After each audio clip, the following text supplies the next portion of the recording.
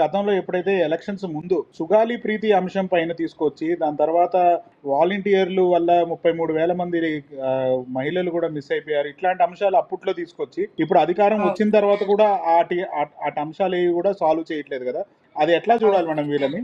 Sir. ఒకటి, ఇప్పుడు కూటమి ప్రభుత్వం ఏర్పడిందంటేనే పవన్ కళ్యాణ్ గారి వల్ల అని చెప్పేసి జన సైనికులు అనుకుంటున్నారు. అలాగే అసలు చంద్రబాబు నాయుడు గారు గెలవడానికి గల కారణం ఆయనే అని చెప్పేసి అంటూ ఉంటారు. కొంతమంది ఏమో పవన్ కళ్యాణ్ గారికి డిప్యూటీ సీఎం పదవి రావడానికి కారణం టీడీపీ వాళ్ళని చెప్పి అంటారు. వీళ్ళు ఒకళ్ళ మీద ఒకళ్ళు చెప్పుకోవడం అంటే ఇప్పుడే బయటకు వస్తూ ఉన్నాయండి. వాళ్ళ పార్టీ నాయకులు, వాళ్ళ పార్టీ కార్యకర్తలే మాట్లాడుకుంటూ ఉన్నారు. వాళ్ళల్లో ఏ విధంగా అధికారంలోకి వచ్చాక హామీలు నెరవేర్చకుండా ఏ విధంగా వైఫల్యం చెందుతుందో ఈ గవర్నమెంట్ అనేది కళ్ళారా చూస్తున్నారు. మరి కప్పిపుచ్చుకునే ప్రయత్నాల్లో ఏంటంటే గతంలో అధికారంలోకి రాకముందు పవన్ కళ్యాణ్ గారు వీళ్ళంతా కూడా ఒక ప్రోపగాండా అనేది సృష్టించారు. ఆయన అప్పుడు ప్రతిపక్ష హోదాలో లేకపోయినా ఒక పార్టీ అధ్యక్షుడిగా రాష్ట్రమంతా తిరిగేసి 33,000 మంది మహిళలు మిస్ అయ్యారు కేంద్ర నిఘా వర్గాలు చెప్పేసి అని చెప్పేసి గగ్గోలు పెట్టేసి రాష్ట్రం అంతా తిరిగేసి, అంటే ప్రజలు ఇంకా నమ్మేసే విధంగా ఏ విధంగా ప్రచారం చేశారంటే ఇంకా ఆయనే సాటి అనమాట. సినిమాల్లో ఎలా నటిస్తారో నిజ జీవితంలో కూడా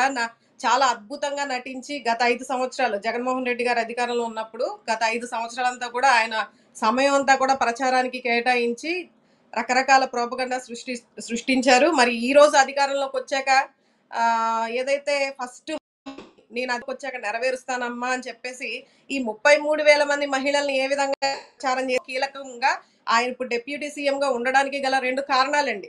ఒకటి, 33,000 మంది మహిళలు మిస్ అయ్యారని చెప్పే ఆ ప్రచారం గురించి. మరి ఇంకోటి వచ్చేసి సుగాలి ప్రీతి కేసుని ఏదో జగన్మోహన్ రెడ్డి గారి హయాంలో జరిగినట్టుగా, అది ఎప్పుడు జరిగిందండి? 2017లో జరిగింది. ఆల్మోస్ట్ నాకు తెలిసి నిన్న కాక మొన్న సుగాలి పార్వతి గారు మాట్లాడారు. చనిపోయి కూడా ఆవిడ ఇప్పుడు 2017లో మా పాప చనిపోయిందని చెప్పేసి మొన్న కూడా వీల్ చైర్ యాత్ర అని చెప్పేసి పెట్టడం జరిగింది. దానికి పోలీసులు అడ్డుకున్నారు. అయితే ఇన్ని సంవత్సరాలు అవుతున్నా సరే, అది చంద్రబాబు నాయుడు గారి హయాంలో అయినా సరే, పవన్ కళ్యాణ్ గారు ఏదో జగన్మోహన్ రెడ్డి గారి హయాంలో అయినట్టుగా మరి ఆ ఒక్క కేసును పట్టుకొని, సుగాలి ప్రీతి కేసు పట్టుకొని రాష్ట్రం అంతా ప్రచారం చేశారు. మరి ఆ హామీ ఇచ్చేసి ఆ పార్వతి గారిని పిలిపించుకొని మరి కింద కూర్చొని మరి ఆమె పాదాల దగ్గర కూర్చొని మరి హామీలు ఇచ్చేసి, చేతిలో చెయ్యేసి, భరోసాలు ఇచ్చేసేసి, నేను రేపు అధికారంలో ఖచ్చితంగా కూటమి ప్రభుత్వం అధికారంలోకి వస్తుంది, వచ్చిన తర్వాత మొట్టమొదటిగా నేను సంతకం చేసేది సుగాలి ప్రీతి కేసు పైనే, దానికి సంబంధించింది, మీకు ఎటువంటి ఇబ్బంది లేదమ్మా అని చెప్పేసి ఆ తల్లికి హామీ ఇవ్వడం జరిగింది. మరి ఈ రోజు ఏమైందండి? కనీసం అధికారంలోకి వచ్చినాక ఒక్కసారి కలిసారట. మరి ఆవిడ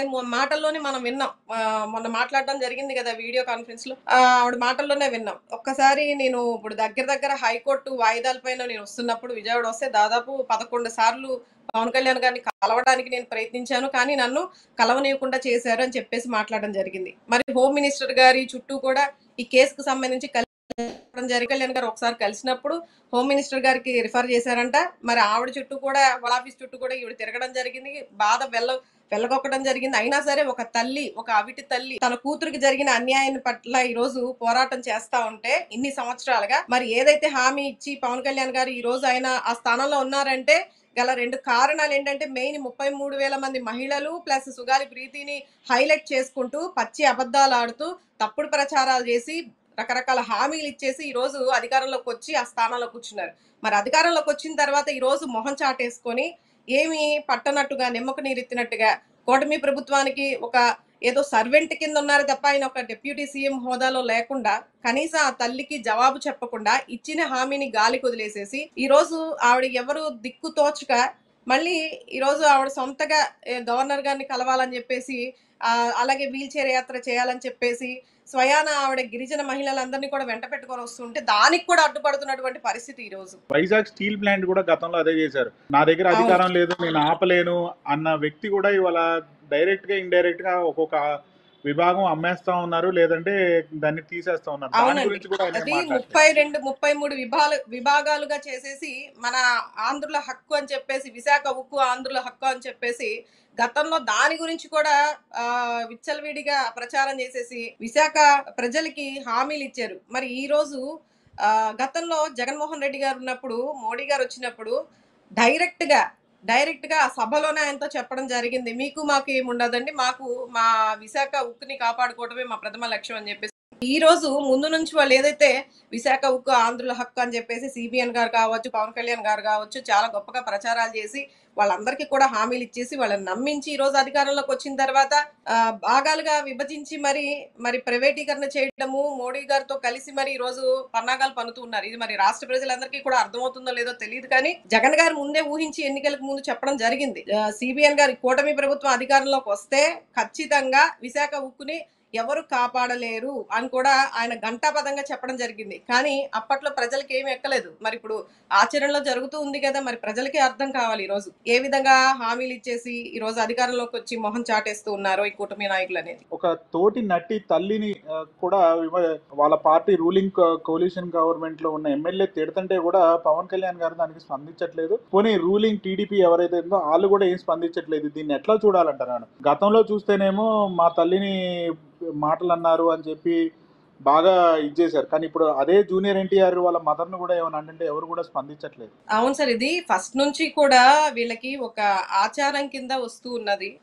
మరి వయసులో పెద్దవారు, 40 సంవత్సరాల అనుభవం కలిగిన వారు, అలాగే రాజకీయంగా ఇప్పుడు 4 సార్లు సీఎం అయినటువంటి మన చంద్రబాబు నాయుడు గారి యొక్క చరిత్ర కనుక చూసుకుంటే ఏ విధంగా రాజకీయ చరిత్రని మొదలు పెట్టారు ఆయన, ఏ విధంగా ఆడవాళ్ళని అడ్డం పెట్టుకుని రాజకీయాలు చేస్తూ ఉన్నారు, కుటుంబ సభ్యుల్ని నందమూరి అనే ఒక పేరుని నారావారిగా ఈ రోజు నందమూరిని ఓన్ చేసుకుని, నారావారిగా ఈ రోజు తెలుగుదేశం పార్టీని ఓన్ చేసుకుని మహిళలను అడ్డం పెట్టుకుని ఏ విధంగా అవమానపరుస్తూ ఫస్ట్ నుంచి, ఈ రోజు కొత్తగా వచ్చింది కాదండి, ఫస్ట్ నుంచి ఆడవాళ్ళని అవమానించడం, ఆడవాళ్ళకి ఇవ్వాల్సినటువంటి మినిమం గౌరవం కూడా ఇవ్వకుండా ఈ రోజు ఎవరిని ఉపయోగించాలో, ఏ విధంగా ఉపయోగించాలో, మరి జూనియర్ ఎన్టీఆర్ గారు అంటే మరి సొంత మనవడు కాదా, ఈ రోజు కులాల్ని మతాల్ని విభజించి చాలా చాలా అంటే బాధాకరంగా ఈ రోజు ప్రభుత్వం యొక్క తీరు నడుస్తూ ఉంది. అది సినిమా యాక్టర్లు కావచ్చు, రాజకీయ నాయకులు కావచ్చు, మహిళలు కావచ్చు, గవర్నమెంట్ ఉద్యోగస్తులు కావచ్చు, ఎవరైనా సరే ఈ రోజు చాలా దారుణంగా ఆడవాళ్ళని అడ్డం పెట్టుకుని రాజకీయం చేస్తూ ఉన్నారు. మరి గతంలో లక్ష్మీ పార్వతి గారిని తీసుకుని ఆవిడని అడ్డం పెట్టుకుని రాజకీయం చేశారు. వాళ్ళున్న కుటుంబంలో ఉన్న వాళ్ళందరినీ కూడా అడ్డం పెట్టుకుని ఆడవాళ్ళని రాజకీయం చేసి ఈరోజు చివరికి జూనియర్ ఎన్టీఆర్, ఆయనకి అసలు రాజకీయాలతో సంబంధమే లేదు. అయినా సరే ఏదో వైసీపీకి, నాకు తెలిసి వైసీపీకి గతంలో వచ్చి ప్రచారంలో సపోర్ట్ చేశారని అక్కుసితో లేదా కక్షలో భాగంగానో ఈ రోజు వాళ్ళ అమ్మగారిని అంటే ఆవిడకి అసలు సంబంధం లేకపోయినా ఇంట్లో ఉండే ఆడవాళ్ళని తీసుకొచ్చి ఇంత ఘోరంగా అవమానిస్తే ఒక టీడీపీ ఎమ్మెల్యే దాన్ని ఖండించడం అనేది, ఈ రోజు ఖండించలేకపోవడం అనేది వీళ్ళ యొక్క అసమర్థతని తెలియజేస్తున్నది.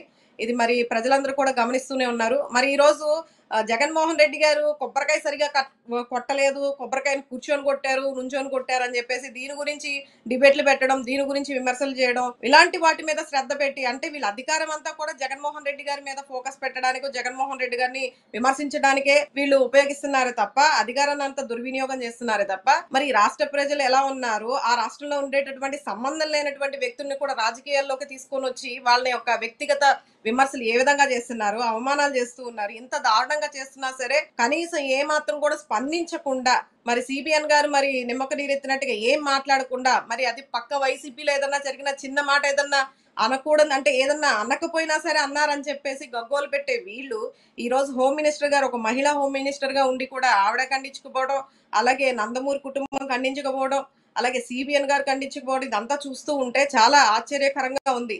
అంటే ఒక కులానికో మతానికో అంటకట్టేసి ప్రజలను విభజించి ఈ రోజు రకరకాలుగా మాట్లాడుతూ ఉన్నారు. అందులో జూనియర్ ఎన్టీఆర్ గారిని, వాళ్ళ కుటుంబాన్ని, వాళ్ళ అమ్మగారిని ఈ రోజు మాట్లాడడం చాలా బాధాకరమైనటువంటి సంఘటన అండి. ఇది రాష్ట్ర వ్యాప్తంగా చాలా మంది కూడా దీన్ని ఖండిస్తూ ఉన్నారు. మరి ఈ వీళ్ళ యొక్క వైఫల్యాలు విచ్చలవిడితనంగా ఈ రోజు అధికారంలోకి వచ్చిన దగ్గర నుంచి ఒకటి కాదు, కోకొల్లలుగా ఈ రోజు కళ్ళ ముందు కనిపిస్తూనే ఉన్నాయి. మరి ప్రజలందరూ కూడా దీన్ని ఏ విధంగా స్వీకరిస్తున్నారనేది రాబోయే రోజుల్లో మనకి తెలుస్తుంది. మేడం, చూస్తా ఉండండి, నిన్న వినాయకుడు పూజ కూడా చేశారు జగన్మోహన్ రెడ్డి గారు. దాని తర్వాత దాన్ని కూడా ట్రోల్ చేయడానికి జనసేన వాళ్ళు ఎవరు కూడా వదలట్లేదు. ఇది ఓన్లీ జగన్ గారి మీద ఎందుకు జరుగుతుంది అంటారు ఇది? సార్, ఇప్పుడు జన సైనికులు అనేవాళ్ళు ఆల్రెడీ ఒకళ్ళ అండర్లో ఉన్నారు.